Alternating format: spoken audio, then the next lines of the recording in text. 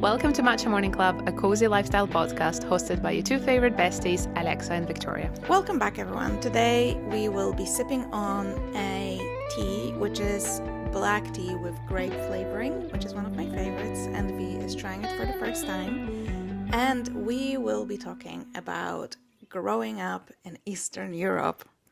I feel like that's once again an episode that we are 100% qualified to do. Yep. It couldn't be, Poland, Ukraine, the thick of it. To be fair, Polish people would probably say we're not Eastern European, Really? we're Central European. Interesting. Which technically, I think, like geographically, we are Central Europe, but culturally, East. Post-Soviet. Yeah. Because then that takes like Czech Republic, Slovakia, Slovenia, and like Baltics as well. Mm-hmm. Yeah. But definitely culturally, I would say much more Eastern European. It's very much changing now. Yeah, I agree. It's very much changing now. We definitely are chasing the West. We're going to be like dinosaurs. We still grew up with those. Yeah. I think we might be actually the last generation that got the proper Eastern European upbringing. So we're just going to discuss that today. A dying kind. A dying kind, indeed. It is like a special kind of upbringing. And I get it. Like so many people would have had very different experiences. It all depends on your parents.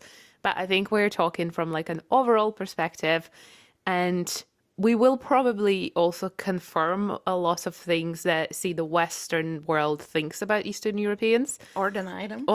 So it's like the stigma of like being Eastern European and growing up in Eastern Europe. I think it's worth saying, and I'm sure you guys already know that we have moved away from Eastern Europe when I moved away when I was just turned 20. So I've pretty much done like my whole childhood and teenage years in Ukraine, and you were the same. I was 22. Yeah. So yeah. I've done my undergrad. Yeah. And then, same. Yeah. So we've done the whole.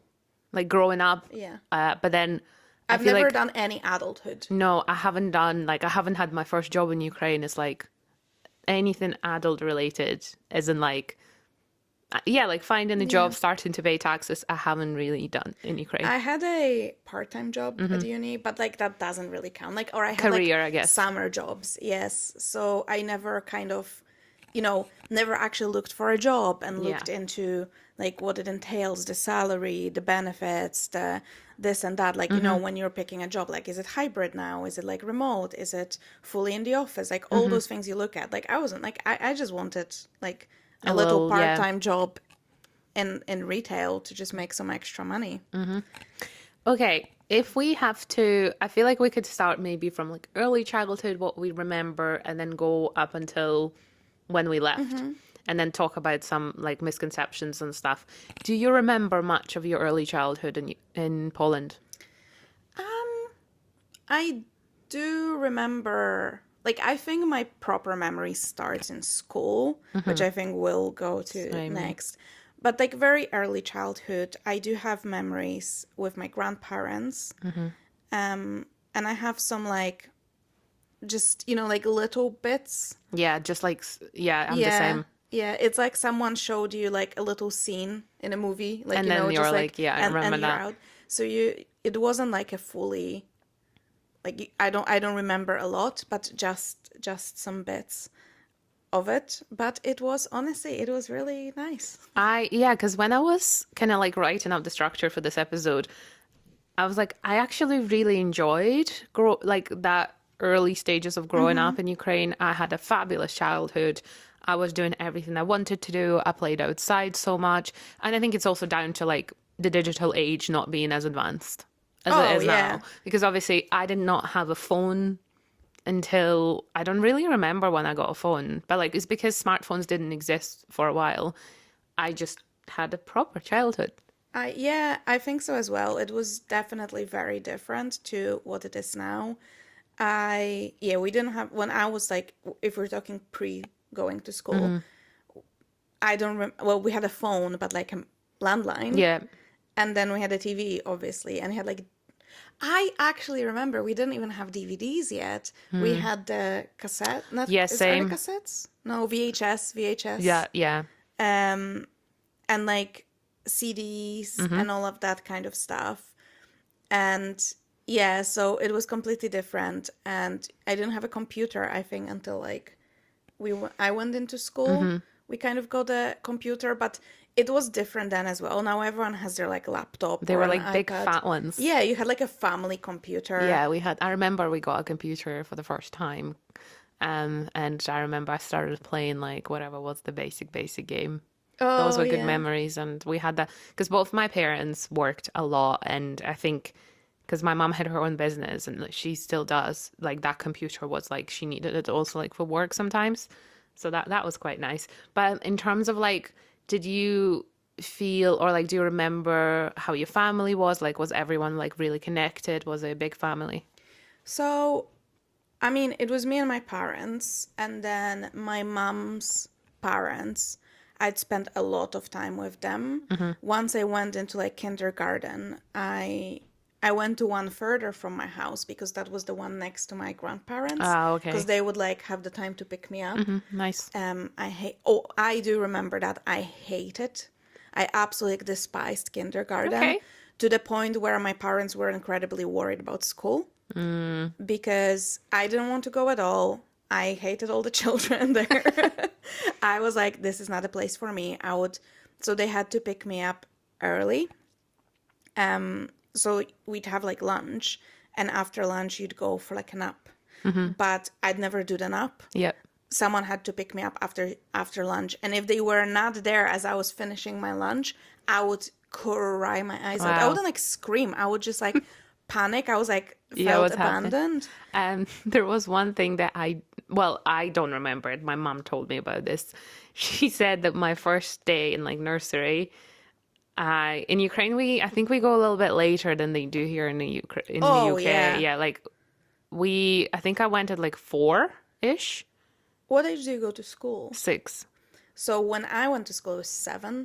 Now it's 6. It changed We in had some Poland. like you can go at 6 and 7. I think in the Ukraine school depends on your birth year. So like you can either be already turning like just 7 or you can be like on the late side of your 6. So my birthday is in May. So I went to school in September. So I was like 6 years and 3 months. But then I already had boys in my class who were already 7 and they turned 7 in summer. So I don't know how it's. I think it was 2 years that you So can so is your school years like September to September? Kind of like in the UK? September to May. Like we do, and then we have 3 months off for summer. No, that's not that's not what I mean. I mean like when you go to school. So for example in Poland, when you go to school, everyone in your class is from the same year, as in like everyone in my class was born in 1993. No, we had like January to 97, December. 98. So that's We what were I mean. allowed two That's years, the yeah. same in the UK when it's like September to September. So it would be September 93 to September 94. Yeah. While in Poland we do January to December of the same year. Right, okay. Which I find the other way so weird and confusing. So like my boyfriend and his best friend were in the same class, but they were born in 2 different years, and he always says, "Oh, like we're the same age," and I was like, "No, you're not the same age." Yeah, because Because you were born in a different year. You're not the same age. But because of like that school thing. yeah, you think about the year in a Because you were in different the way. same class. Well, yeah, in Poland. Yeah, so what my mom told me apparently that on my first day of nursery, she left me there and went to work, and she could still hear me screaming when she left the building. So she was like, that was a very interesting experience, but she had to leave me there. I went at 5. And I think because it was quite late, I hated it. Like I just wanted to stay with my grandparents. So when I don't think I've done much in the year 5. And then when you're 6, that like final preschool year, it's literally like preschool. So I think it's mandatory for Yeah, the yeah. children to not get like a shock to the system. I think so, yeah. So my parents were like, you need to do it. Like there's no Yeah. other way. And I went through it, but I have very sparse memories of preschool. And not that they were necessarily bad, but I just didn't like it there. And I think I didn't, as a child, I didn't do much to make friends because I was kind of like, oh, I'm just here because I have to be. Yeah. I don't want to be here. I don't care about anyone. I just need. It was like a sentence to me.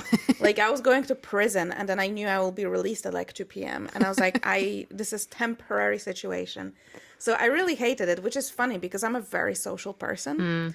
And once I went to school, I loved it from day one, and I made lots of friends and had like no issues with Yeah. that. So I don't know what it was about preschool, but I really did Yeah, not. I don't, apart from, to be fair, that couple of things, I don't remember much. I do have kind of like a question here. What's your earliest memory that feels distinctly Eastern European in hindsight? Let's be honest, I don't think I do, because at that point, like, I didn't know anything different. So I don't Yeah. know how would I explain to people, oh yeah, that's the first memory that I felt like I'm Eastern European. You don't even know what you are or who You you don't are at even that know one your point. country. Yeah, so I think it's just like, I think maybe at school, I want to talk about, that first year of school, because I remember my first day at school very vividly. Do you? No. You know what? My memory is weird. Again, like I think it's very fragmented. I do remember walking into school with my mom and like that hallway and everything. But I now kind of wonder if because that's the problem with memories. Like especially from that early age is like how much of it is your actual memory and how much Or of it is some reconstructed, like, reconstructed, someone told you things, you saw a photo, like you don't actually, we just fill in the gaps. yeah, not what So, I remember is because, so we have, in school in Ukraine, we have strict uniform in okay. most schools. So depending on the class that you went to, your uniform was either like black, burgundy, or like deep navy. So mine's in the first year of school was black, and I absolutely hated my blazer. So like you didn't have to have like the uniformed, the badge like you do in the UK. You just were told black blazer, and then parents go and buy like everyone a black blazer, but they don't have to be the same. Okay. I hated mine because I feel like my mom wanted some fashion situation, and mine was black blazer with like white stitching. And I was like, and it had incredibly square foam shoulders, and I just looked like a suitcase. And I also was so, so, so tan. Like, guys, I tan so well, but then I don't go on nearly enough holidays nowadays to get that tan anymore. But when I was a child, my parents would take us to the seaside all the time. I was so dark on that first school photo because, like, it's after summer. Everybody next to me looked so white. And I was this dark child there. And it's like never bothered me. But it's just like when you look at the photos, you're like, what the hell? Where did they take you? That you look so dark. But I really enjoyed my first school day. And I think the year as well, because I really loved my primary school teacher. I think she is like quite a fundamental part of my development. I Yeah. loved her. I'm not gonna lie, I then became her favorite. So, she had more than one favorite. Like there was like a group of favorites. But I feel like she gave me that kind of like confidence that I really needed at that time. At the very least in my like knowledge and studies, she was always helping. And in Ukraine in primary school, you can either do your classes until like 1 p.m. and then your parents can pick you up. But we also had like after school staying over. So we would have like lunch, we would go for like a walk, and then we had 2 hours to do our coursework, and she would check that there. And I think that time was really precious to me, and I really enjoyed it.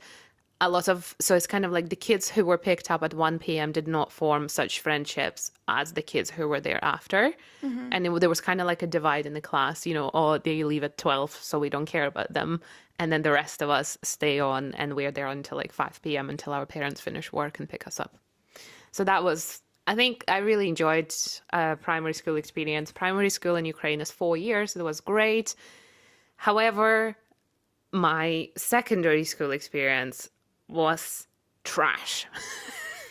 And that's, I think, where my main Eastern European, like, the problems I have with Eastern European stuff start. I liked all of my school experiences, to be honest. So in Poland, not anymore, before someone comments on that, not anymore. The system changed since I finished school.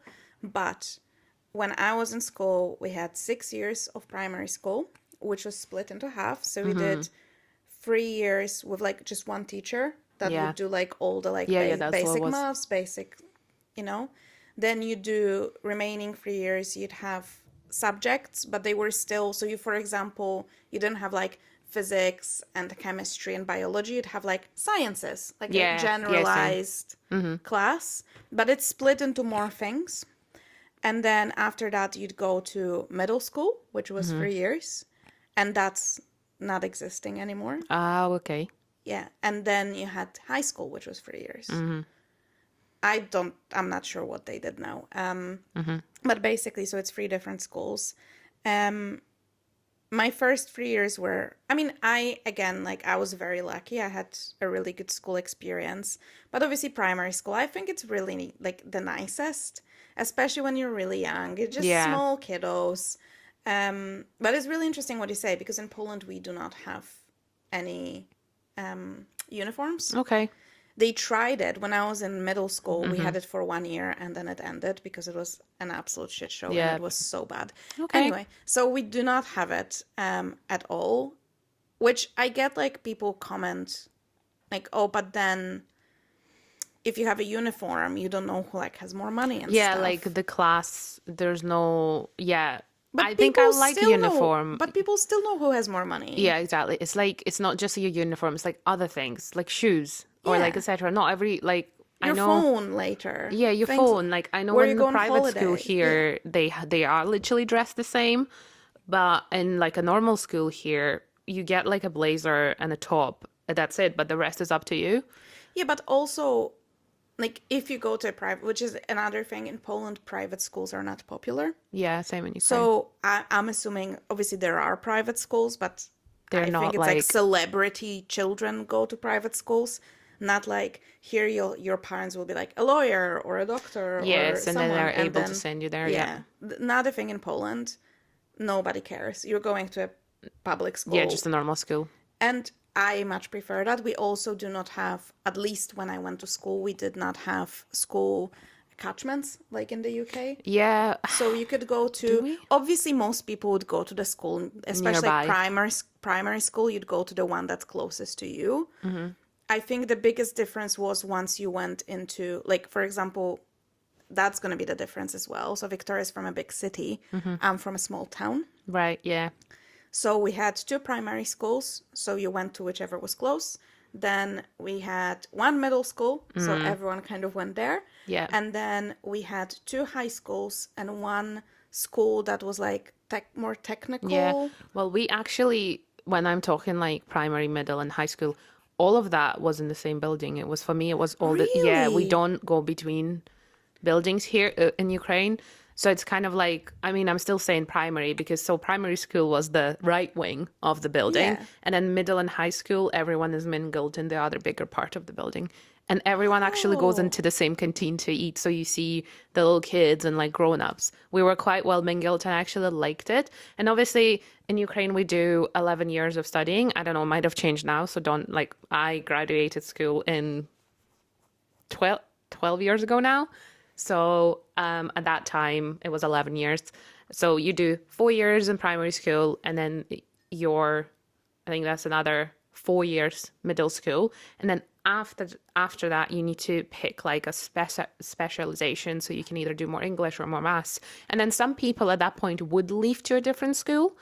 If it was like, we had like a law school, we had a medical school. So like if you already knew what you wanted to do, Yeah. after school, you might want to apply there and then sit the exams and then go there as well. We have exams after the 9th year. And then the last 2 years, you're kind of like specializing in that stuff. So yeah, but it was all in the same building. No, so in Poland we go to a separate ones, but I think that was most seen when you went to high school because you would go, depending what you want to do, but like some of my friends went to the closest big city to us.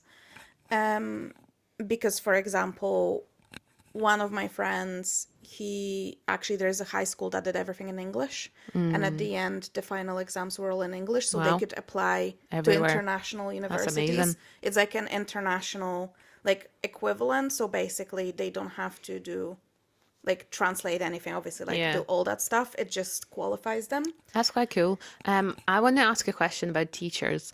Did you feel like overall, were you feared of the teachers, or was there like a respect? Because I think the majority of our experience, and I feel like I can talk for the rest of the class, we were like scared of the teachers in a good way, because if you don't behave, they will shout at you, or they will get you to go out of the class if you're misbehaving.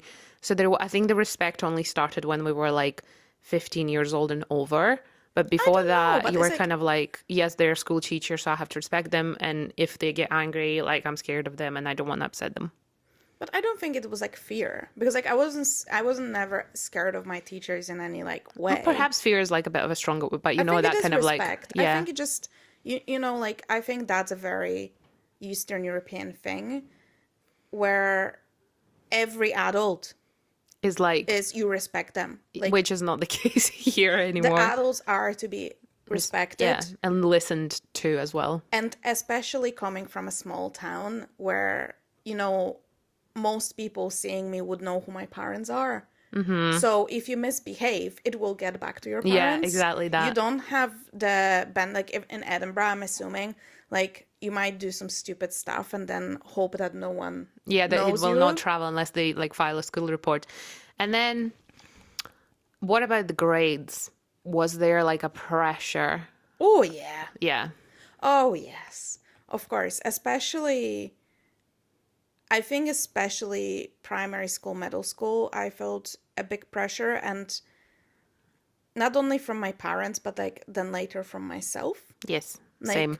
and I think there was this extreme comparison of grades. And you know, you have like, and did you have it like when they would do like an average from the year? So like they would take Yeah. your final grade from each subject, and then they give you like what is your like end results for the Yeah, year this from is everything. this is what we also finished school with as well, like an average.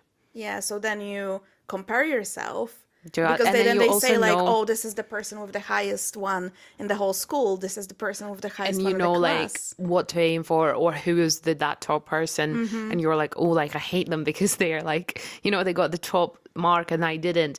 For me, I think this is like a big one for me. I had an incredible amount of pressure from my parents. I had to do well. Like a B was not an option. It was kind of like my parents would always question me. You know, we didn't have a B in Ukraine, but I'm just explaining so everyone What are the understands. grades actually? Are From they... 1 till 12. Wow. Okay. Yeah. So like 10 to 12 considered very good. Then 8, 9 is like, okay, good. So for me, 8 and 9, sorry, 10 to 12, yeah. 8 and 9 for me was not an option. Okay. And then like 6, 7, etc. That's you didn't fail, but this is like a really bad mark. And so for me, it was like, if I got anything lower than 10, it was questioned. And it was kind of like, you know, why did this happen? Did you not study enough? What can you do better next time? And all of that stuff. So I always had to fix it, or I always had to aim for it, because I just knew that lower than 10 is not an option.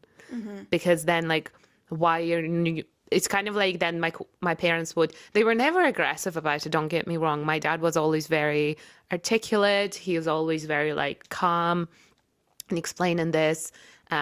Is like, you have to do well. Yeah. That's Just like, you have to do well. that's just the rule. And if you don't do well, like what's wrong? How are you going to fix it? My parents never fixed it for me.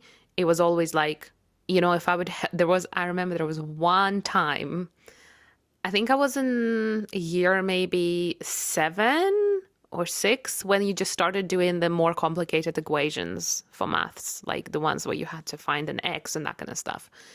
And I was really struggling with that. And I came up to my dad and I was like, can you help me? Because both of my parents are engineers, so they're very good at like maths and physics. So I was like, can you please help me figure this out? So he started explaining this to me. And my dad is like, if he explains something 3 times and you don't get it, he then starts shouting. Because his like gone, you know, the patience is gone. I didn't get it in 3 times. So he shouted at me. I started crying and I left. I still didn't get the point of what I was asking. I was like, okay, it didn't work with dad, so I'm going to go to mum. What my mum did instead, she solved it for me and just gave it to me. And obviously that's also not helpful No, because because, when you have an exam, you cannot. yeah, so she was like, okay, this is the only way I can help you. So that was the first and only time I ever came to my parents to ask for that kind of help because neither of their approaches worked for me. And from that point on, I was like, it's me and no one else in this game of studying.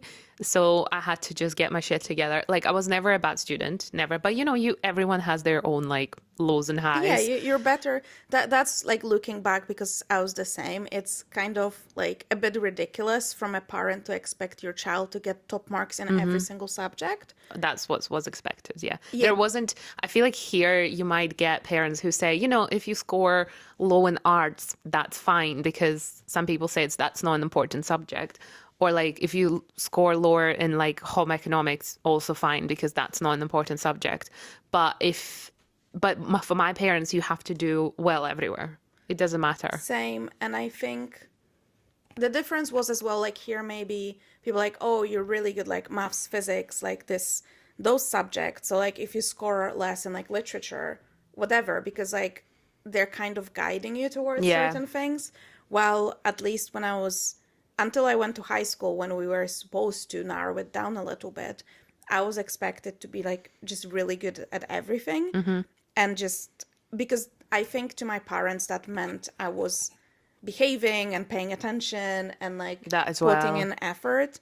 So it was the same. And my parents, which now I really appreciate, so my mom would never, like, there are those parents that will do the art projects for their children. My Yeah, mom would no. never. My mother would laugh me straight in the face if I ever asked her to do a like art project for her, for me, because like that was not an option. My parents would go to like the parent teacher thing Yep. every couple of months, and that was all they were doing. I needed to know like what classes I have, what I need, when are the exams, Yep. what I need to learn for the exams. That was none of their business. My mom was like, I have a job. My mom went to uni when I was like in primary school. I was like, I have enough on my plate. I feed you, I dress you, I take care of you in every way. This is your responsibility. And I am beyond grateful for that because that set me up for life. I think, yeah. That skill of like knowing what your responsibilities Yeah, are. I feel like, some people might say, oh, like you might have then been abandoned as a child because you had to. No, I would disagree with that because like I've had these conversations with other people and I had people like with wide eyes looking at me. I was like, why did your parents not guide you? No, they 100% did. It's like the way they guided me. And also both of my parents have worked really hard. My dad had like a top manager job. My mom had her business. They were away from the house like 7 a.m. till 7 p.m. So my granddad would take me to a lot of my extracurricular activities. But in terms of homework, they would also almost say like, we've done our school. Now it's Yeah. your turn to do your school, which I think is absolutely fair. Like my mom would always help, with like an art project sometimes, like I was struggling to put things together. And if it's like a tiny little assist, Yeah. she will do that. But they would never like, my mom only did that equation because I asked her, like, I need help. And I think for her that meant, okay, I just need to do it for her and she will go away. But no, I needed an explanation. And I think, again, like same as you, I'm extremely grateful for that upbringing. Even if when I was then 16, it felt incredibly, like I felt the amount of pressure I felt around exam times was insane. Because if I scored low or like lower than expected, I was scared that I will come home and like my parents will be so disappointed in me. Like I just didn't want to be a disappointment I think that's the until downside now as well. because that's the so like obviously everything has perks Yeah, and downsides. negatives. This is a big downside, and I feel this way as well.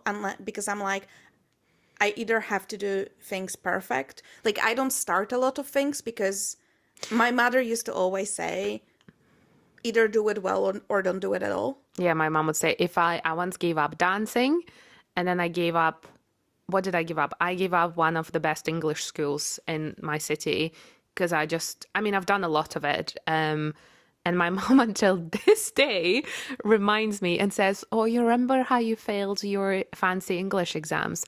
I was like, yes, I have, but look at me now. Like I speak English better than my own language at this point. So You see, it's like like, my mom now is very much like she's like, oh, she's super proud of me. So like there's the expectations are like beyond low at this point. I think they were more like, it's kind of when, you know, when you have glass, like how you make glass and you like heat it up and you can Yeah. mold it. I think that was their like, you're a child, so they can mold you And into help you. certain behaviors and certain person. Now that I'm an adult, I'm like, oh, they're proud of the adult I've become, and you know, they don't expect certain, like, well, what can they expect again from me now? Like, I don't have to. Because you're not studying anymore. Yeah, You're not but like, even when I was studying, like for me, it changed very much from. I think the most pressure and like stress I felt was like middle school and primary school, and that's when I compared myself the most to other kids. Then I went to high school, and my class changed. Like a lot of people that I was in school with before, because in high school we picked different yeah, like yeah. specialized classes. So I wasn't with them again, so it kind of like shook it. And then I, in my head, was very much like, the only aim of this high school is for me to do well in my exams, because that's what matters for university. Yep. My grades don't matter. So I had very average grades in most of my high school. I excelled in my exams. I did some of them best probably in the whole school, Wow.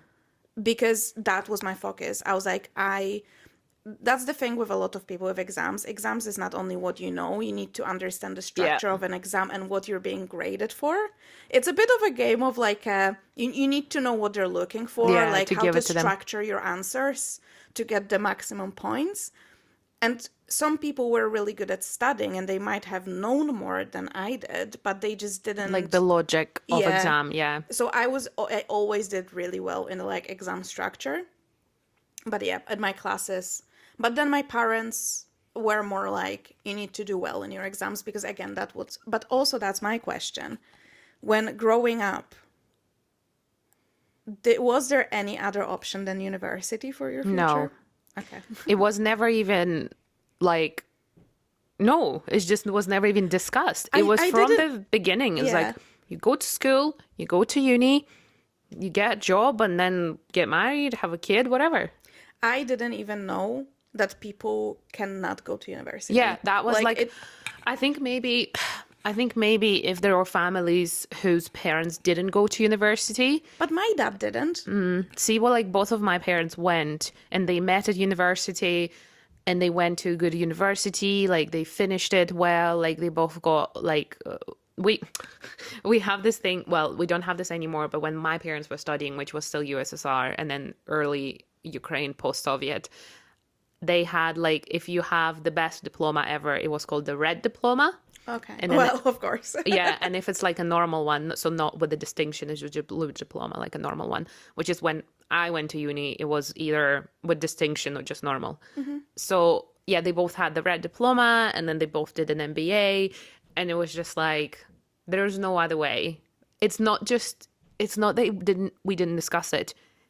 It was not available. Like that was never spoken. And I don't think even for them, I don't think they even thought, oh, she might not go to uni. It was like 100%. No other choice. Yeah, in my case, I didn't see a different option because, Yeah. well, my mom went to uni when I remember her going to university, and she worked full time, so she would, but it was like part time, so she would drive and spend the weekends in the city, like studying. I think she was 40, like I think she went in her late 30s. But so I do remember that, and obviously that was a great example. My dad didn't go, but you see, I think because like my dad was a prison guard, but that's not a career that like in my girl head, like I'm not gonna be a prison guard. Yeah. So it's like he has this job that didn't require him to go to university, Yeah. but he has this career. So it's like, okay, So, fine. So it's different, like, but like that's not a career for me, obviously. So yeah, so it was completely different. So, and especially the kids that I grew up around, everyone had the same thing. Like we Yeah. were all going to There was university. no one, yeah, just No an one option. was doing anything else. And then there was a moment. So obviously, while I was in high school, like internet was all the rage already. So I remember blogs were a big thing. Okay. And I was reading a blog by this Polish girl who became an au pair in Oh, America. okay, yeah. And I was like, that's what I want to do after high school. I want to do a gap year, like people do here, because in Poland you don't take a gap year. Yeah, neither in Ukraine. Yeah, and I went to my mom, and I was like, Mom, I would like to do this. And she was like, absolutely not. Well, to be fair, and she was right looking back. She was like, you never lived outside of this house, and you're telling me you want to go by yourself to America. And I probably would have managed, but she was like, listen, do your undergrad, And and then, if you still want to do it, I will not say a word. yeah. Like, you can take a break between And undergrad you'll be and, like an adult and you can make your decision. yeah, and- you're going to be a bit older. You're going to get those experiences from living alone. And if you still really want to do it, and I've never done it, I moved here eventually, so obviously that happened. But I think, yeah, like obviously at the ripe age of like 16 or 17, when I had the idea, like you don't know what these things entail Yeah. at all. Especially when you've not been like educated and, you know, your parents only gave you an option of like university. It would have been a different conversation, you know, if maybe your parents have done it and, you know, you Yeah. could talk about. I think that's the conversations people have with their children now. Be like, yeah, like, you know, I did a gap year and then I did this. Like, I did not know that was an option at the time. Maybe I would have done it. I don't know. It was just straight to uni. I was in my first year of uni. I was still 17. I just turned 19. Yeah. So I literally done probably my hardest year of studying, which was the first year of me doing economics when I was still 17. Wild to me, that's so. So when you went to uni, you at first still lived at home, right? Because Yeah. So I went to university in my hometown. So through all 4 years, I lived at home. Well, 3 because then I went to France. yeah. Well, obviously we don't have universities Yeah. in my hometown, so I moved out. Yeah. I want to talk about something around just before we move into universities a little bit more.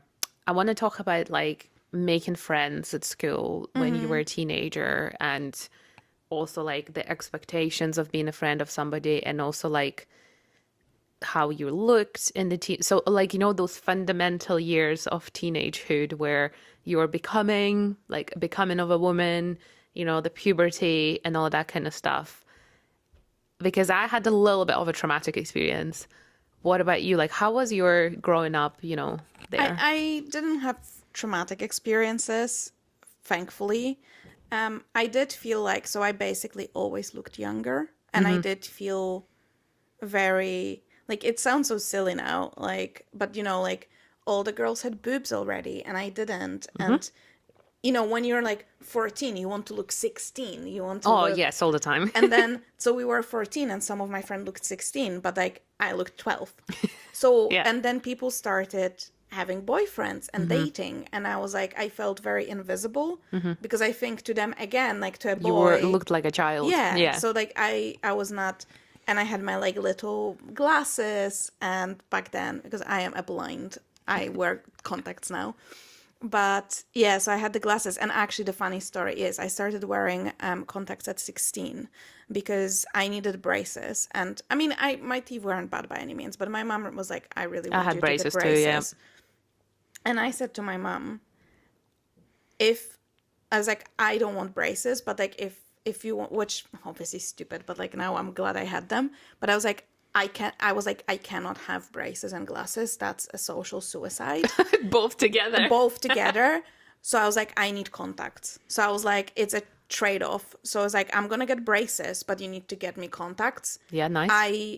Because I was like, I will be an ugly Betty. Yeah, and not I doing don't want, both. yeah, and like I think, and my mom agreed, and she Yeah. took me to the like opticians, and we fitted. That's like a the good right. chat. Yeah, and she was like, okay, fine, but she would, because I think she was really worried because obviously with contacts your hygiene needs to be really on Yeah. top because you're putting something Even to with your braces eye. as well, yeah. Yeah, but I think there's a bit more leeway Yeah, with your braces yeah. than it is with your contacts. But I think it taught me as well. Like Yeah. I took care of them. So that was fine. But oh my God. So that was my biggest thing, I think, because I always felt behind. Like I was the last one to get my period, which blessing. I don't know why I wanted my period so badly. I know, it's one of those things you think, and then have it for like 40 years or something.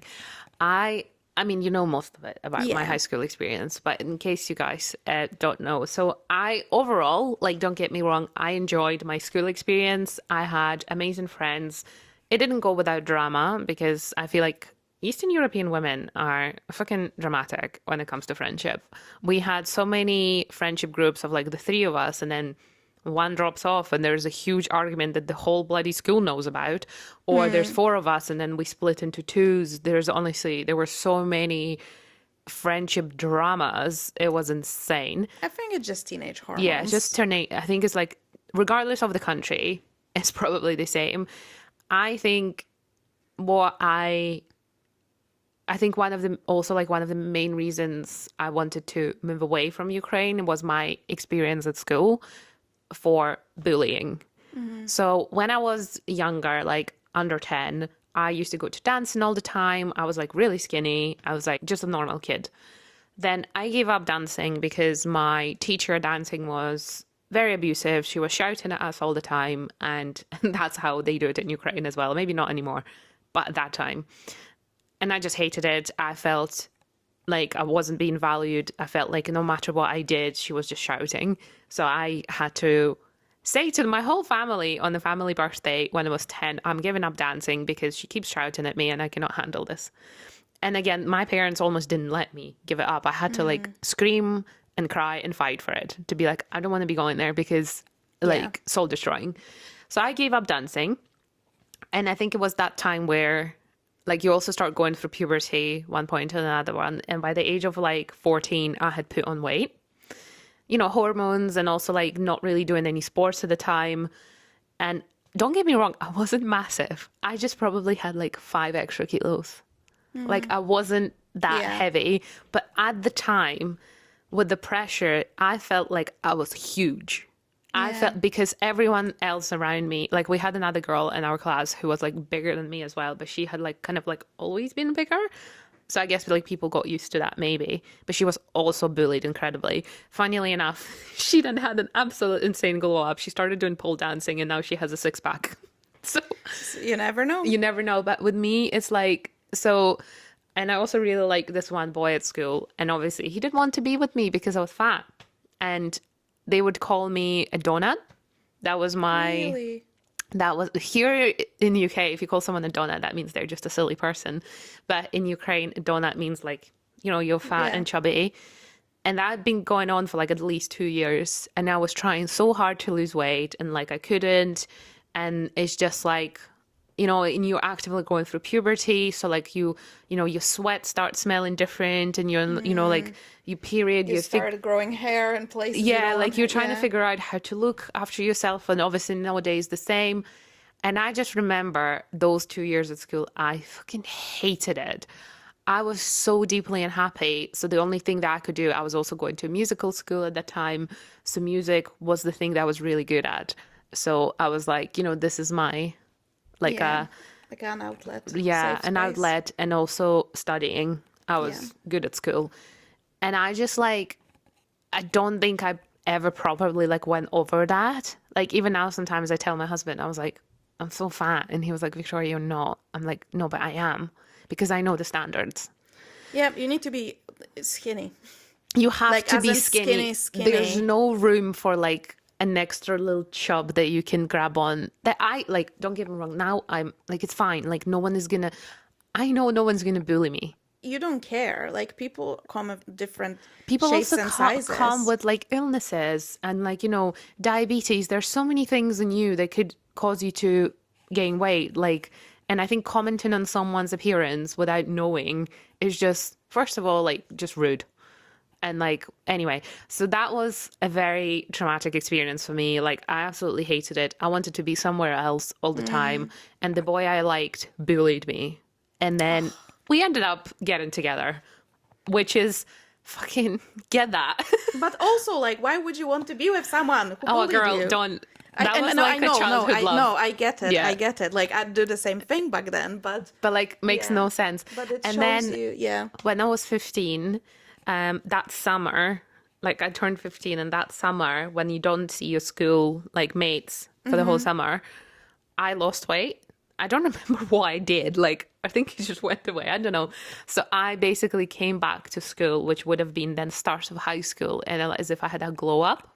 Oh, okay. Oh my God, how that felt incredible. And then that summer, I also got a boyfriend who was like a year or 2 years older than me. Oh, Honestly, she's coming back. She's lost weight. She has this cool boyfriend. That cool boyfriend happened to be a grandson of my primary school teacher. So she oh. was incredibly happy that we got together. But we dated for like a month and a half. That's it. Because he was just too old. He was like, I want to go and have sex with girls, and I'm too little for it yet. Too little. So that, and then a year later, I got together with the boy I really wanted. So it's kind of like I came out on top, out of all this whole like horrible situation.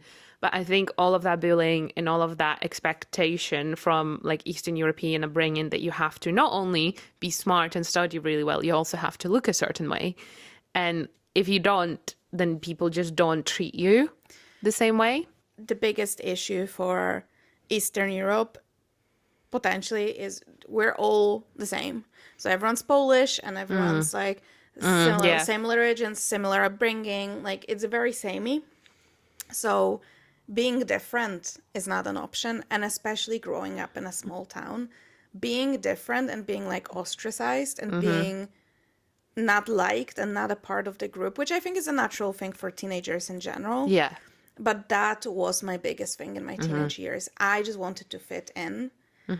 So I feel like now that I'm an adult, I am kind of starting more to like discover what I like, because I feel like those years, there was not even like, I felt like I didn't even have space to think about what I like. It was everyone liked the same thing, and you're just a part of that. Yeah, and I think like obviously like we had things like someone was doing dancing, someone was doing like some kind of sports, but it was kind of like, yeah, because everyone else is doing it. It doesn't matter what you do. It's just like everyone did something. Yeah, like on the side. So that didn't differentiate you that much. I mean, we did like, as we got older, then we did have like boys who were playing volleyball for the school. So they were like, the cool stars.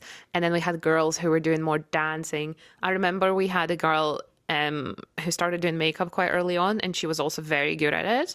Like, I don't think I can still do that makeup that she was doing when we were 16. And then she was like, she was skinny, she was pretty, she was doing makeup, she was extremely popular, and everyone wanted to be with her. I think it was just, I remember very clearly from middle school. So I had a friend in middle school who had a family in Sweden, and she'd go to Sweden a lot. And I don't know if you remember the years of Tumblr. I don't know, because like obviously there's 4 year difference between Victoria and I, so I think it might be different. So Tumblr was the shit back then, the social media to end all social media. So it was Tumblr, and then you also had, oh my god, lookbook.nu, which was like a website where people posted, it was like pre-Instagram, their outfits. Oh wow, it was I didn't just know that. really focused on style. I was all over that shit. And the reigning queens of the internet back then were the Scandinavian gals. Okay, of course. The Scandinavian gals. And I'm sure if I showed you the photos, you'd recognize at least like some of the aesthetics. But basically, my friend, she not only also, she was tall, she was skinny, but like a model. Yeah. And she was naturally skinny. She was eating whatever she wanted. So she'd go to Sweden. And she loved like thrift shopping and stuff. So we all went to the same like 5 little shops in my little hometown. And she got to be in Sweden. Yeah, and we all wore the same stuff. And then she'd come back from, so I still remember we're all like in like jeans and whatever. And she'd come back and she wore, which now everyone wears it, but like back then, small town Poland, that was fucking amazing. Black leggings to school, unheard of. And an really oversized gray sweatshirt. Yeah. Like a little worn off. She would like roll the sleeves. Hair in a bun, like a messy bun. That aesthetic. Winged eyeliner. Everyone was like, jaws on the floor, because no one, like not a single girl in school apart from her, would come to school in leggings and Yeah. oversized sweatshirt. We'd all have like So all eyes on her. all eyes on her. But she was so confident in it. Like she Yeah. was just like, this is who I am. This is what I like. Amazing. I don't care. And I was always so well impressed by her. And I never found the confidence to do that for myself in school. But obviously people were talking about this. Or another thing I remember, because like I don't think our class was pretty good. So obviously when someone was different, you would be like, ooh, but like no one would bully someone. So I Yeah, no, remember we when had we a all lot of bullying. were in changing room to change for the PE. And we all were shaving our legs back then. Yeah. But one girl didn't. And I remember we were like, but you see, like, obviously it's probably still not nice because like, oh my God, did you see her legs? Yeah. But we wouldn't say it to her face. Like, no one would call her names and be like, oh my God, you hairy monster. Like, we wouldn't do it to her. We were still nice to her. But See? like, I was like, but we were just more like flabbergasted. Like, oh my God, she didn't shave her I think legs. in my class, like we didn't do it girls to girls. It was the boys. Because the boys would bully everybody. They would bully girls. They would bully other boys. Like we had a group of Okay. guys. And if any one of my classmates listens to it, you will remember that really well. And don't tell me that it's not how it was, because I remember it pretty well. I lived through all of it, and I remember who was getting bullied by who. I can name names. And it was just like we had a couple of guys, like again, it was divided into cool guys and not cool guys. And they would always like, there was a guy who was like always like when he was sat at the desk, he would just be like shaking his head, leg. And they would always bully him for that. It's like, oh, you like nervous or something all the time. Like, and then there was other people, like they were bullying someone again for have more weight all the time. And then if someone wasn't like answering the questions right in the class, they would then after class say like, oh, you fucking stupid or something all the time. It was their bloody identity to bully other people. It was crazy. Like now I start remember, obviously there was a lot of positive moments, but there was so much bullying that it was just crazy. It was just I wonder if in my case it's because it was a small town. maybe It like might have been different because we had a very big school as well, and we had in our area we have two really big schools. So it's just like, and everyone still knows everyone in the way that like kids, we all know who Yeah. goes to that school. There was like a war between two schools as well. It's like, honestly, I don't know if it's just like our area or if it was, but that's like my experience. You know, this is how I remember it. And I think for me, it's like, I would hate to have a child and know that they get bullied at school for being just being. for having a darker skin or for having the hair that's curly and that doesn't stay like I was always straightening my hair at school because having curly hair was not cool. Like you had to like, you know, they would say that your hair is untidy or something. Anything like there were so many things. Like I obviously won't remember everything, but it's just like people would pick on all the little bits. Anything they can pick on, they will. Boys. I mean, to be fair, I also, because like I was never like in the most popular group, but I was like, I would say like kind of under. Yeah, like a not normal group. Yeah, just an average group. But I feel like in my class, we all got along. Like I cannot speak for it because obviously that wasn't my experience. Maybe someone from my high school class would have felt differently. And I'm sure there were situations I just wasn't aware of. Yeah. But I felt like, yeah, there were like comments made and stuff like that. Like I remember it was in high school and I was talking to some like guys. They were from my class, and one guy literally pulled like on my top, Jeez. looked at like not all the way, Yeah, but just did that, like pulled on my top, like Yeah. top, and he was like, "Oh, someone grew some boobs over the summer." See, that's the thing. But like, I don't know what it was about me, but I was like, "Wow, he's such a dumbass." Like, I Well, mean, yeah. obviously, I like now outclassed. Like, I was like, "That's ridiculous." I would But have like, slapped him. but like. Nah, but then I kind of didn't let these things get to me. Yeah, that's very good as well. I do have one thing that we can maybe touch upon that. Did mental health exist in Poland growing up? No. Neither any. I didn't know. Like if someone asked me what is mental health, I'd be like, what? I never heard of mental health back then. Yeah, I feel like it may be also not just Eastern Europe. I feel like, the world has definitely like progressed in Yeah. terms of mental health, but I feel like Eastern Europe has always been like a little bit behind in those things. I wonder also if it's like it must be like a Soviet, like Soviet Union, Yeah. everyone was the same. Everyone goes to work at the same time. Everyone gets their tickets for their bread.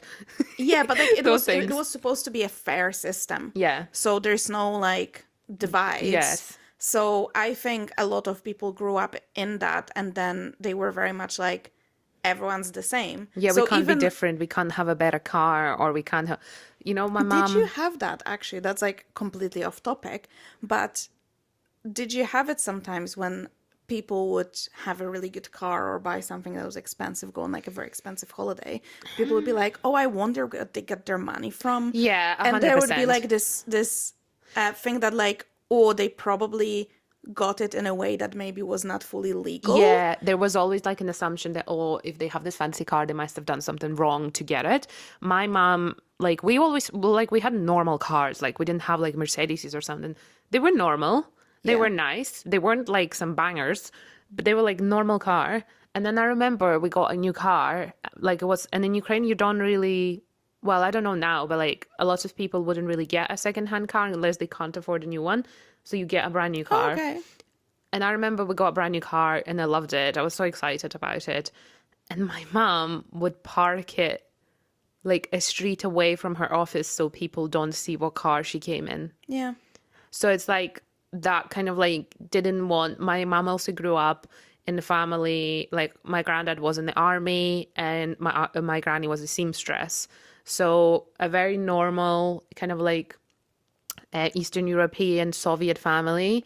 They also like didn't come from money either. Like they made everything themselves. My dad came from like a bit of richer family because like both his parents were engineers, so they naturally had a little bit more money. So it's just kind of like, yeah, my mom would always feel like she was not like ashamed, but she didn't want people to know that she's doing well because then she would be afraid that they will be talking about her. And I think and people love to talk in people Eastern love to Europe. talk in Eastern Europe. And that I think came from her parents as well, because when you live in that society, when everyone is doing the same thing, if you're different, people will talk about you. Like the grannies on the bench. They will discuss, you have a lot of those videos on social media. Eastern European grannies on the bench, they know everybody's business and they know what everyone eats, dresses, drives, etc. And that I think we've now come away from that. I'm pretty sure that's Yeah.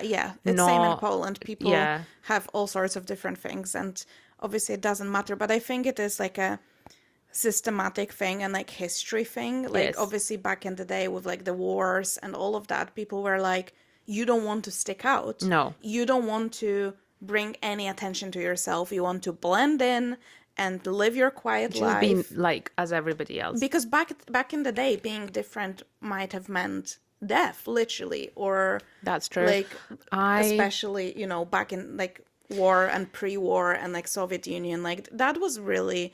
I don't think a lot of people realizes that like from Western Europe, that's where that mentality comes from. Yeah. And the older I get, because when I was really young, I was kind of like I just really wanted to move out. I was like, I completely like don't align with this kind of same mentality and attitudes.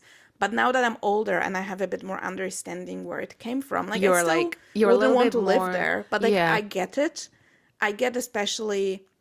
It really annoys me in younger generations because I'm like, you have the access to everything to kind of open your mind. So if you stay close-minded, that's your choice. That's your choice and that's your problem. So then if you have a problem with somebody for being different, that's you being uneducated. Yes, but for older generations, like my parents, grandparents, I'm much more I know, I think it's from understanding. Yeah, for my grandparents, it's kind of like there's no point explaining something to them that they have lived 70 years with. Like, I will not change their mind. No. And like, why? I think that's the problem a bit like now. I don't think we need to get into this. But yeah, so basically, I do try to give them grace. They also live, like my granny, I just have one grandparent living now. My granny lived through war. I never lived through war. And hopefully, I will never have to live through that. She lived through some like absolute trauma. So like my my granny's dad went to war, Yeah. and she told me, which, I mean, lovely stories to tell a child. I was really young. She told me that basically she had 9 siblings.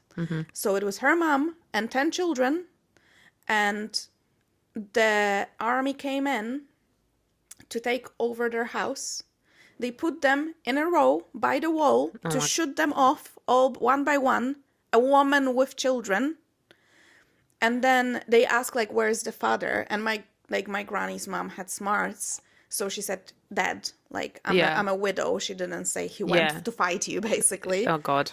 So apparently they had, like, whoever was, like, lieutenant or whoever was there had some heart in him, and he said, let them live. Let them go, yeah. So very kindly they took over their, like, house, and, like, because it was, like, in a village, and, like, all the That's like insane. and they let them live in one room. That's insane. But they made it. I don't even want to think, like, what they had to endure, like, her mom and stuff, because living with multiple male soldiers, probably fucking awful. Yeah. But I was like, living through stuff like that shapes you into a certain person that, like, I don't blame her for not trusting foreigners. Yeah, or Why hating on a would you? particular nation. Someone comes to your country and puts the gun to your head as a child, and just for nothing. And I was like, it's a completely different worldview, and it's so yeah, I just basically am much more understanding of that. And I think a lot of people commenting on, like, the ways Eastern European nations are just don't understand how fucking hard it was for people back then. Yeah, and I think it's changed since, like, Soviet Union breaking up. Like, every single country that wasn't there had a long way to, like, fix things, change things, and I think, like, a lot of countries have come a long way, which is now why we have the bloody war between Ukraine and Russia, because clearly someone can just not stay in his lane.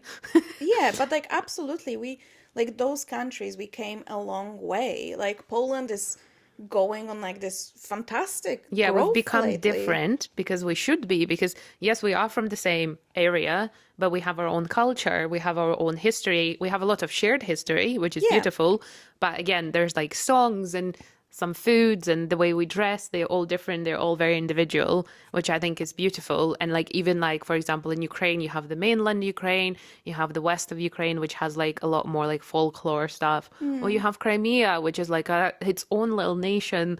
And as Ukrainians, we all love Crimea very much, and we just obviously don't know what will ever happen with that. Yeah. But holidays in Crimea were absolutely amazing. I think that's why I love my Eastern European childhood, for the holidays, just everything that we did was so amazing. And I'm really glad that I grew up in Eastern Europe. Like, I wouldn't actually change it for the world, because, you know, my parents' strictness over my grades wouldn't have made me into who I am. I think they really helped me to get that, like, work ethic that I still carry on from them. And I think I would like to give it to, like, my future children. Obviously, like, I don't know what kind of parent I'm going to be, but just hope that I will be able to give that a kind of, like, discipline to my kids as well. Maybe even a slightly gentler way, but still being able to be like, I want to raise a child who has a good work ethic. Yeah, but I think it's, like, the way, because going back to that school thing, when you said, like, people would, like, open their eyes wide when you said you had, like, all these responsibilities as a child, and you had to do this and you had to do that, and, like, school was your responsibility. But I'm like, they see it as a negative, but I think it's a fun, like, I never growing up felt that I'm, like, abandoned by any means. No, I was like, very oh, cared for. Yeah, and I felt always cared for and loved. But I was like, okay, this is just, like, it's just was how it, like, this is how it was. Yeah. Like, this is my responsibility. And I learned really quickly, like, to stay on top of it. And, like, I'm not talking, like, grades, but I'm talking just, like, knowing when exams are, and, like, knowing, like, how to take responsibility for appointments and things. There's a lot of, I met a lot of people in the UK who have had children, or who are obviously, like, their parents are British, and who've told me about the way they grew up or are growing up. And I actually realized, well, yeah, maybe our parents were stricter, but they're actually a lot more caring. They cared a lot more than some of the British parents do. Because I feel like sometimes here you meet people who say maybe they're already an adult, right? and they now have a child, then their parents, like grandparents, like they barely visit their own grandchildren here sometimes, even if they live quite I know close. what you mean. Like I have quite a few people that I know who are like, oh yeah, like my dad comes to see my child like once a week for an hour. And to me, that's just like, well, my granddad was with me almost every single day. Like my granddad did, I mean, that's obviously depends how close you live. Like, let's just start with that. But if you live in the same city, like my granddad took me Yeah. everywhere. And to me, like when I have a child, to me, it's very important that my parents and my husband's parents, they give a lot of their time to my child. Like that's to me is very important because I know my mom will, like I know my dad will, and I can see how my father-in-law treats other children, and he spends a lot of time with his friends' kids, which is nice. But to me, it's just fundamentally like so strange when I see a family and they're like, oh yeah, they see their granny like once every couple of weeks, even though you live in the same city. I'm like, I'm sorry, what the granny's up to? Why is she not seeing her grandchildren? I think that's a massive cultural difference. So I think our parents teach us a lot of responsibility as a child, but then like I see like when I talk to people here, a lot of parents in Poland will help adult children financially. So I was very blessed that my parents helped me with my house deposit because I'm also an only child. So Yeah. that might make the difference. But my parents were always very like my mom was a really good like investing money and like a property and stuff. So if they had like extra money, she was always very careful to put it in like Yeah. good bank account to make a profit Yeah. and stuff like that. And they were always like they had money set aside for my future, which I Yeah. think it is very common in Eastern European countries. Yeah, if There is people are this, able to, yeah. your child doesn't stop being your child when they're 18. Yeah, my granddad still like would give me like, you know, like $100 here and Yeah. there just because. It's just how it is. And you have that, like I growing up was taken care, like my grandparents were taking care of me a lot. Yeah, same. And when my parents were at work, well, here, and I see a lot of this grandparents saying, I've done my job, I raised you, and I deserve my time. And I see both sides. Yeah, It's but just like, a different mentality. I think, yeah, it's not like I'm requiring them to be there full time. I just think it's because it's your like, never mind. If there's some family drama, that's a different story. Yeah. But just to have a relationship. Yeah, to have a relationship, like, what kind of person are you if you like don't want to see your grandchild all the time? But I think it's not even that big of a, I don't know. I don't know if it's like a big of a cultural change because my boyfriend, his grandparents were like raising, like he stayed with them all the time. So maybe it's like a generational issues as well. I don't know. Like, yeah, I think it's just one of those things we'll probably find out, you know, fuck around and find out how it's going to be with my kids and then, like other kids. But I have seen a lot of like people just don't really see their grandparents all the time. They don't have that connection. Like my granddad mostly because my parents were working so much, he spent an enormous amount of time with me. Like I was very lucky to get that time because my brother didn't have that time with my granddad. He was, you know, he was older at the time as well. And like, yeah, he was just not as lucky, I guess. Yeah, I think it's just this like, in the West, it's very individualistic society. Yeah. It's me. While Eastern Europe and more like Asia, for example. I think it's also like Latin Americas as well. Yeah, it's us, it's family. It's really interesting, actually. When I was at university, I just remember that. I remember we were studying advertising, and someone brought up like that topic, and they were saying like there was this car, and they were advertising this car. So to advertise the car in the Western nations, it's usually one person in a car, big empty road, and it's like you and the world for you to take freedom. Audi has that ad, like literally it's just you in this brand new electric Audi driving through New York, and it's just you in the car. It's either city or it's like a big, vast Even road. though the car is a 4-seater. Yeah. It's like a bigger car, but then they would advertise the same car for like some Arabic countries, which is extremely family focused. And the advert was like all the family like crumbling into the car to like show it fits all the family members and it's like a great family car. So it's like the same product, but you advertise it differently, but it's just the social, like how people see it and what's the value. West values individuality over collective, and East usually values collective over individuality, which comes with, as everything, like pros and cons. I agree. But I think that's where it comes from. A lot of, like, back in the day, a lot of Polish families would live in, like, multi-generational homes.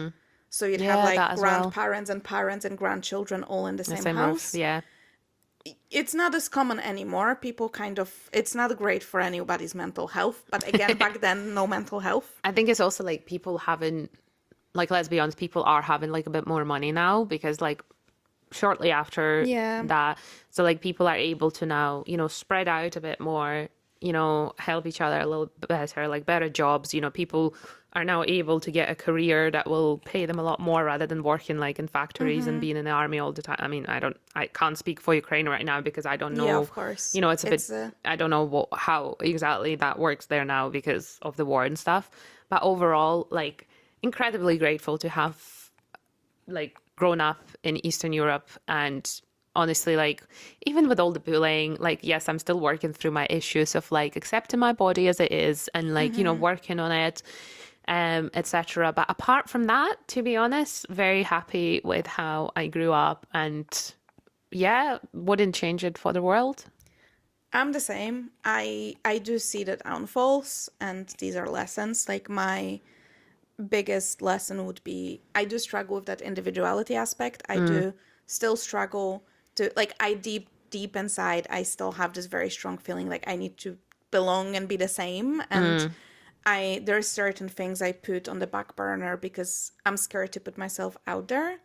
Because I'm like, oh, what if people will comment, or what will they say, and that kind of stuff. And it's kind of hard to work through because, like, when you grew up with this, like, everyone needs to be the same, don't do anything to stand up, like, you know, strength in numbers. Which I think the difference is, I feel like here in schools, they teach you to be an individual and, like, you know, picking your own thing, like, do what you enjoy and, like, stand out for your, like, talents. Also, like, I think here maybe people have more, it's much more okay to have hobbies just to have hobbies. Yeah, you don't have to be... In Eastern Europe, you go to, like... You're an Olympic champion or you're a nobody. Yeah, but, like, you go to things outside, so you will either do sports, like dancing or sports, or you will do more, like, everything I've done after school was school related. Yeah, there wasn't... Yeah, I agree with that. Like, I mean, dancing is like... Even my dancing classes were at school. They were, like, based in a school studio. Yeah, I mean, I just... After school, like, it's very also... It's extremely common. Because when I say it to people, it sounds like something you do for, like, private school kids. But, like, in Poland, it's just common. Like, you do private tutoring all the time. Oh, yeah, for the exams. I had to do English, Ukrainian, and maths tutoring. I did tutoring... So sometimes you do tutoring if you're, like, not great in a subject, just to help you. Or if you're preparing for an exam, or if you're preparing. So if you're good at it, but you need to be better. Yeah. I did, in my final year of high school, I did an intense preparation course for my advanced English exam. That was 8 hours a week. Jesus, that's a lot. In a city that was an hour away. Oh, my God. So on Tuesdays... Commitment. My father would wait in a car... Wow. To pick me and my friend up, drive us an hour to the city. We'd have 2-hour class. Then he'd drive us back. So I'd be home late. I think... On Friday, I had to take train. Yeah. We had to take 2-hour class. On a Friday. I don't have a single Friday free. Take a class. We stayed in my friend's auntie's place. And then every bloody Saturday, everyone was having a weekend. We'd go back and sit an exam. Every single Saturday, we'd sit an exam and then go to the train station, go home, and be home in the afternoon. I think it's the commitment that also, like, our parents take. Like, my mom still like takes my brother to all his swimming, waits for him, takes him to like the English, whatever else he's doing. I think it's the incredible commitment the parents also make for their children from Eastern Europe. Again, like here, I don't know, like I don't really have that many like families that I don't really talk to them about this. Really, maybe I should ask around. Maybe you can tell us if you grew up in the UK or other countries, because it's always very interesting how different schools are. Like I just learned from my friend who grew up in Australia that their second language of choice was very like taught in school was Japanese. Well, I think it's just the proximity to Asia, probably. Still, I was like, that's so literally foreign and like exotic to me that you have Japanese. That's pretty cool. Like but like obviously we had English. We had English, French, and German like to choose from. It also depends on the school. So it was the same for us, and some schools had Russians though. Damn. But it was mostly like, well, the closer you get to border with like Ukraine and stuff, you'll have more schools doing Russian, and obviously the other border will do more German. English was like all around French. Some schools had Spanish, but it was mostly bigger cities. But like when my mom was growing up, the only languages you could learn was German and Russian. There was no other languages. So when I went to school, I'm so grateful for her, but she was so like adamant. She was like, you will know English because this is the language of the world. Well, yeah, makes sense. And I had private English tutoring from age 8 to age 18. That's amazing. So is there, just like as we spend so much time talking about Eastern Europe, and I hope you guys enjoyed it, and maybe you learned something new about us and about our upbringing, is there anything that you would tell your younger self? I'd probably say to put myself out there a little bit more and follow my interests a little bit more and not let people dim the light. Yes, good one. Because I was, as a young adult going into university, I was extremely hyper optimistic about the future and what it like entails, and I was convinced I'll be living in Paris and I'll be working in fashion and all of that. And I'm not like necessarily angry or upset that it didn't happen. I'm really glad where my life took me, but I think I was so like into that kind of stuff and I never followed up on it because it was seen maybe as silly, and like I just didn't have that strength in me to go kind of against the grain a little bit. Yeah. I think because with my parents as well, we didn't touch up upon it, so maybe I'll ask you now, sorry. It's like, when you went to university, did your parents kind of help you pick what you study? Me and my dad had a long day looking at courses and what was right, and there was things that I wanted to do. He said, don't do it because you will not find a job or you will not stick to it, and I think he was right. I did a uni course that didn't give me a job, and but that was one of the things where I was like, I want to do this, and because I got into psychology and my parents really wanted me to go with that because it was obviously a much more stable career. I think I think we might need to do an episode about this, because there are certain jobs that you must absolutely have a degree, because otherwise no one will legally allow you to do it. Yeah, but there's very little of them, turns out. But there's other jobs or like other university courses that they do not by any means I don't think any university course can guarantee you a job. And I think as long as people understand that, that's fine, because everyone wants to be a marketer. There's only so many marketing jobs. There's so many people who want to be a doctor. Again, there's so many doctor jobs, etc. And like, you don't have to have a medical degree to be like a nurse or like, somewhere helping there. So I think that's the difference. You have to go to a nursing school. Yeah, but nursing school is different from a medical degree. Yeah. So it's kind of like just having, I think we might need to do an episode about like the education and stuff. So yeah, but my dad definitely helped me a lot. And again, like I did a degree in economics. I didn't work in economics, but I then did a master's in marketing, which I now work in marketing. Yeah. But like my career shaped itself. In terms of what I would tell my younger self, I think it would be just like kind of like keep going, like everything will be okay. Because there was moments where I was like, I can't do this anymore. I'm like, who am I doing this for? that kind of stuff. You know, just like keep pushing, like listen to your gut and like keep Yeah. pushing at what you believe in. And I feel like I have kept doing that. I think if there's one thing I have done for myself in my life, it's just I kept believing in myself and kept pushing something.